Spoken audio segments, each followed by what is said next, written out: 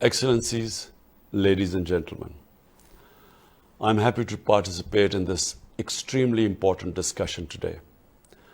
Pakistan appreciates the initiative by Nigeria and Norway to establish the panel on international financial accountability. Each year, billions of dollars illicitly flow out of developing countries. My government came with a robust public mandate to get rid of this menace from our country. We have taken several initiatives domestically. But what is needed, what is required, is strengthening international cooperation to bring perpetrators of financial crimes to justice. We welcome the interim report of the fact-eye panel.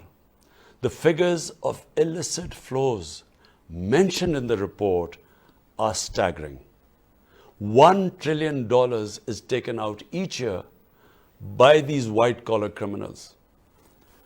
$20 to $40 billion is in the form of bribes received by these corrupt white-collar criminals.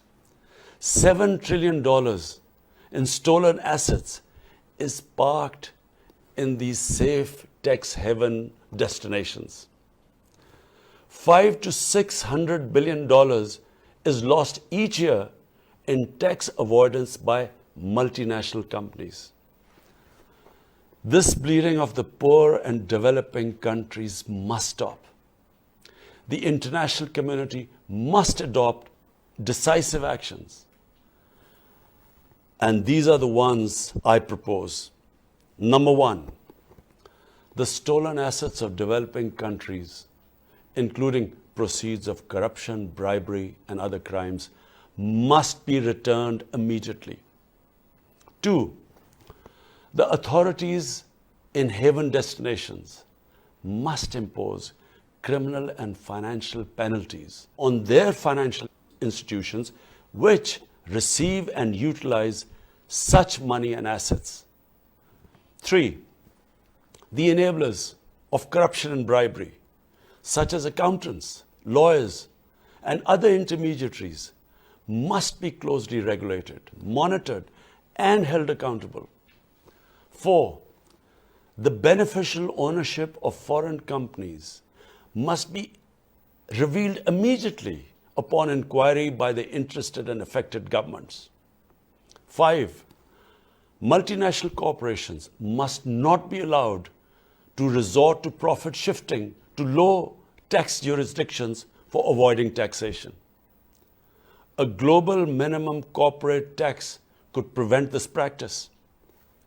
Six, revenues from digital transactions should be taxed where the revenues are generated, not elsewhere. Seven, unequal investment treaties should be discarded or revised, and a fair system for adjudication of investment disputes set up. Eight, all official and non-official bodies set up to control and monitor illicit financial flows must include all the interested countries. Nine, the UN should set up a mechanism to coordinate and supervise the work of the various official and non-official bodies dealing with illicit financial flows to ensure coherence, consistency, and equity in their work. The need of developing countries to protect and preserve their precious resources has become even more vital because of the recession triggered by COVID-19 pandemic.